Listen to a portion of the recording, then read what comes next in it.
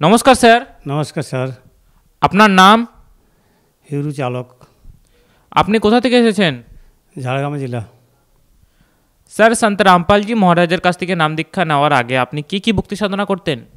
সমস্ত দেবদেবতার সাধনা করতাম, দুর্গা মায়ের, শিব বাবার এবং যত দেবতা আছে সব দেবতারই করতাম, কিন্তু তাতে কোনো লাভ পাওয়া যায়নি। স্যার, আপনি কি লাভের আশা করছিলেন? আমার হার্টের প্রবলেম ছিল, যে সে ভালো হয়ে যায় তার করছিলাম, সাধনা করছিলাম, কিন্তু তাতে কোনো লাভ হয়নি। স্যার, সন্ত রামপালজি মহারাজের কাছ থেকে নাম দীক্ষা নেওয়ার আগে আপনি এইসব ভক্তি সাধনা করতেন, আপনি বহু দেবী দেবতার ভক্তি সাধনা করতেন, যার ফলে আপনার হার্টের একটি প্রবলেম হয়ে যায়। তারপর সন্ত রামপালজি মহারাজের কাছ থেকে নাম দীক্ষা কীভাবে নিলেন? আমার প্রথমে ছোট ছেলে নিয়েছিল, ছোট ছেলে এখানে নাম দীক্ষা নিয়েছিল সন্তু রামপাল মহারাজের এখানে। তারপরে ওর মা নিয়েছে, তারপরে আমার বৌমা বড় ছেলে নিয়েছে। দেওয়ার পরে আজকাল হঠাৎ করেই আমার হার্টের প্রবলেম আগে ছিল, সেটা আবার বেড়ে গেল, এবং কি ব্যাঙ্গালোরেতে আমাকে নিয়ে যেতে বাধ্য হয়েছে। যখন যাই রামপাল মহারাজের এখানে দীক্ষা নিয়েই আমি ব্যাঙ্গালোর গেছিলাম। ব্যাঙ্গালোর যাওয়ার পরে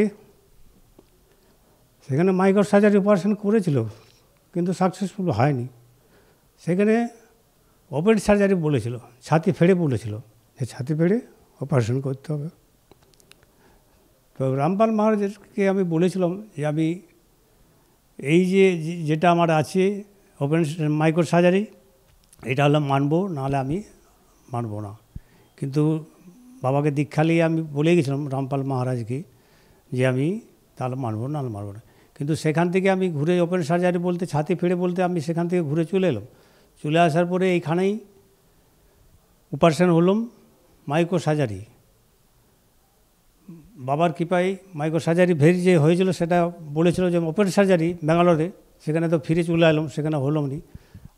আবার এসে আমি সন্তু রামপাল মহারাজের কৃপায় এইখানে অপারেশন হলো, দুটো অপারেশন মাইক্রো সার্জারি, তাতে এখন ভালো আছি। অপারেশনও সাকসেসফুল হয়েছে, এখন কোনো প্রবলেম নাই, অসুবিধা নাই।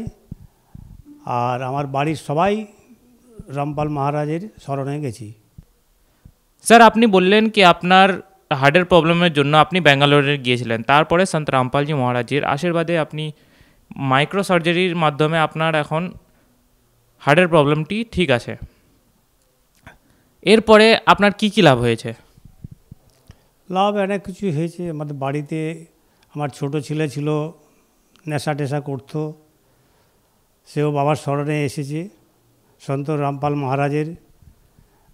তারপর ছোট ছেলে, বড় ছেলে মানথনি, ওরা দু ভাই ঝগড়াঝাটি করতো যে না ওরা এই সব করতো, অনেক পুরাণ টুরান পড়াশোনা করেছে, ওরা দু ভাই ঝগড়াঝাটি করতো, দিয়ে কথা কাটাকাটি হতো যে এগুলা মানব নি। দিয়ে বাবার স্মরণে কিছু সন্তু রামপাল মহারাজের স্মরণে ছেলেও এসেছে, আমার বৌমা সেও বাবার স্মরণেই গেছে। প্রথমে ওরা মা বেটা নিয়েছিল, ওরা দুজনে রামপাল মহারাজের স্মরণে গেছিলো, আমিই লাস্টে নিয়েছি রামপাল মহারাজের স্মরণে, আমি দীক্ষায় লাস্টে গেছি। এছাড়াও ডাক্তার বলেছিল সারা জীবন ওষুধ খেতে হবে, ওষুধ খেতে হবে। এই রামপাল মহারাজের স্মরণ আসতে আমাকে এখন ওষুধ খেতে হয়নি, এখন ভালো আছি, সুস্থ আছি, আর সুখী আছি, কোনো অসুবিধা হয়নি। বাড়িতে যে অসুবিধা অভিযোগ ছিল সেগুলোও মোটামুটি ভালো আছি, কোনো অসুবিধা নাই। এখন আমি রামপাল মহারাজের স্মরণে এসে আমি অনেক কিছু লাভ পেয়েছি। স্যার, আপনি বললেন হার্টের প্রবলেমের জন্য আপনাকে সারা জীবন ওষুধ খেতে হবে, এরকম ডাক্তার বলেছিল। তারপর সন্ত রামপালজি মহারাজের কাছ থেকে নাম দীক্ষা নিয়ে আপনার এই রোগ নির্মূল হয়ে যায়। তাহলে আপনি আমাদের দর্শকদেরকে কি বার্তা দিতে চান?